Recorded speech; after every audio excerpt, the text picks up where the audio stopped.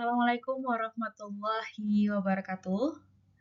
Halo warga belajar, semoga kalian dalam keadaan sehat dan semangat belajar pada hari ini. Pada video pembelajaran kali ini, kita akan membahas materi dalam mata pelajaran Pendidikan Pancasila dan Kewarganegaraan untuk kelas 12, yaitu tentang sengketa Laut Natuna. Sengketa batas wilayah Laut Natuna. Materi ini sangat penting karena berkaitan dengan kedaulatan negara Indonesia, hubungan internasional, dan juga bagaimana negara menjaga wilayahnya secara hukum dan juga diplomasi. Mari kita pelajari bersama dengan penuh semangat.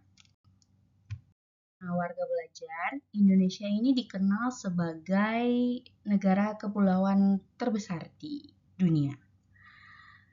Hal ini membuat Indonesia memiliki wilayah laut yang sangat luas dan juga strategis. Salah satunya dalam wilayah laut yang sangat penting yaitu adalah Laut Natuna.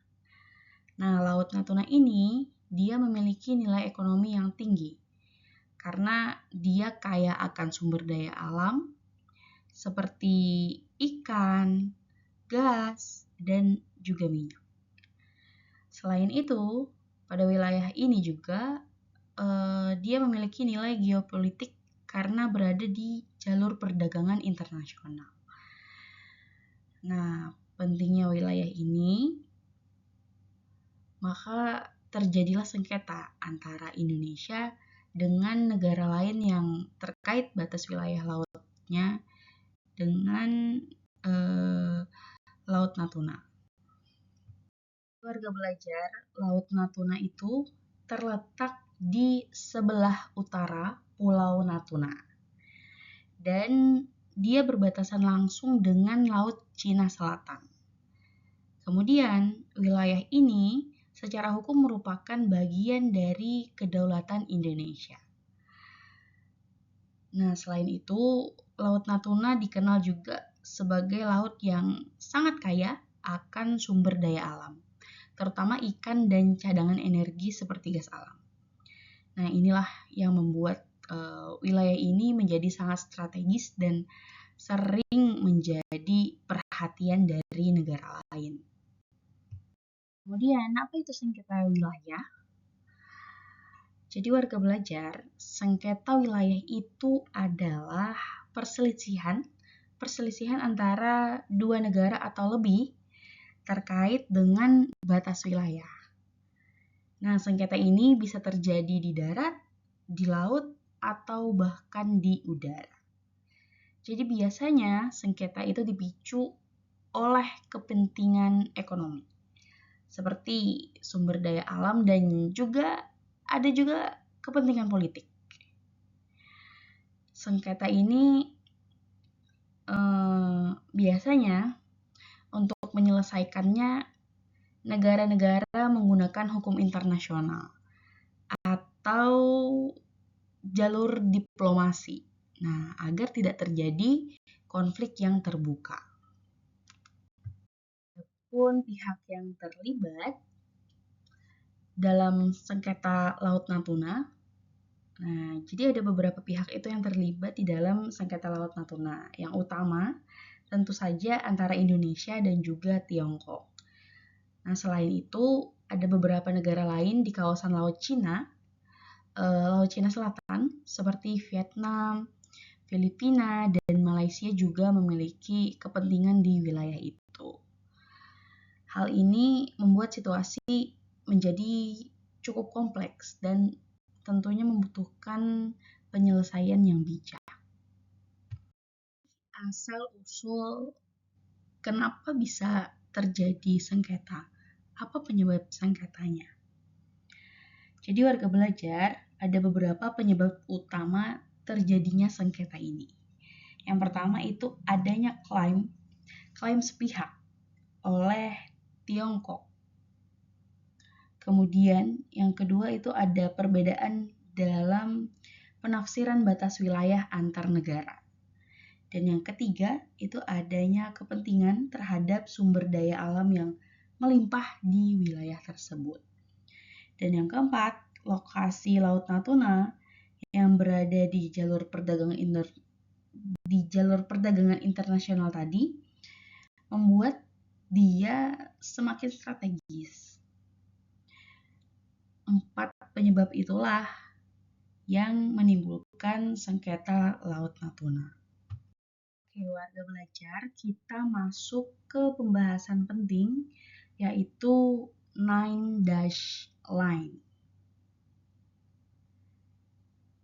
Nine Dash Line ini adalah garis khayal yang dibuat oleh Tiongkok untuk mengklaim sebagian besar dari wilayah Laut Cina Selatan. Garis ini terdiri dari 9 garis putus-putus yang jika dilihat di peta itu mencakup hampir seluruh Laut Cina Selatan, termasuk wilayah yang sebenarnya masuk ke dalam zona ekonomi eksklusif Indonesia. Yang menjadi masalah di mana klaim ini dibuat secara sepihak oleh Tiongkok, jadi tanpa dasar hukum internasional yang jelas. Artinya negara-negara lain termasuk Indonesia tidak mengakui klaim tersebut. Itu hanya klaim sepihak dari mereka. Kemudian berdasarkan hukum internasional, klaim Nine Dash Line ini bertentangan dengan aturan yang telah disepakati oleh negara-negara di dunia. Dan oleh karena itu, Indonesia menolak klaim ini dan tetap mempertahankan bahwa Laut Natuna adalah bagian dari wilayah Indonesia yang sah. Hal ini penting kita pahami agar warga belajar mengerti bahwa setiap negara itu harus menghormati hukum internasional, bukan hanya untuk kepentingannya sendiri. Kemudian warga belajar, kita sekarang bahas tentang zona ekonomi eksklusif atau Exclusive Economic Zone. Nah, zona ekonomi eksklusif ini adalah wilayah laut sejauh 200 mil dari garis pantai suatu negara.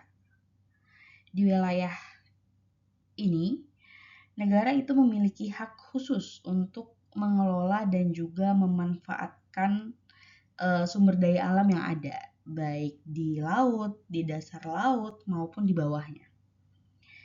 Indonesia sebagai negara kepulauan memiliki zona ekonomi eksklusif ini tentunya sangat luas, termasuk pada wilayah Laut Natuna.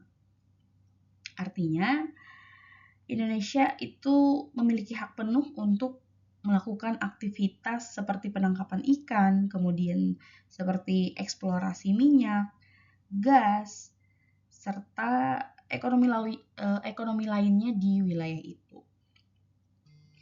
Jadi warga belajar penting untuk kita pahami bahwa zona ekonomi eksklusif itu bukan berarti wilayah kedaulatan itu penuh seperti daratan, tetapi negara itu memiliki hak ekonomi yang dilindungi oleh hukum internasional.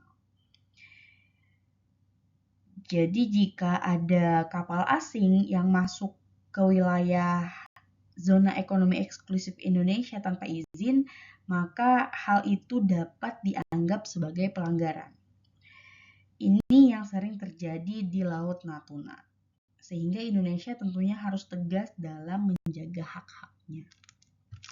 Di warga belajar, dalam menghadapi sengketa ini tentunya Indonesia itu tidak bertindak sembarangan, melainkan Indonesia berpegang pada hukum internasional. Jadi ada UNCLOS merupakan kesepakatan internasional yang mengatur berbagai hal tentang laut, termasuk batas wilayah laut, hak negara, dan juga penyelesaian sengketanya. Jadi kesepakatan internasional yang mengatur tentang laut. Konvensi ini juga telah disepakati pada tahun 1982 dan telah diratifikasi oleh banyak negara termasuk juga Indonesia. Jadi Indonesia itu memiliki dasar hukum yang kuat untuk mengklaim wilayah Natuna.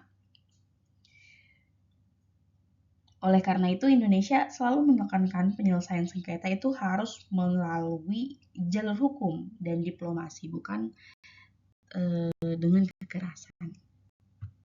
Dari sengketa itu tentunya ada ancaman terhadap kedaulatan negara kita, kemudian adanya gangguan aktivitas nelayan, kemudian ada potensi konflik militer dan juga ketegangan hubungan diplomatik kita.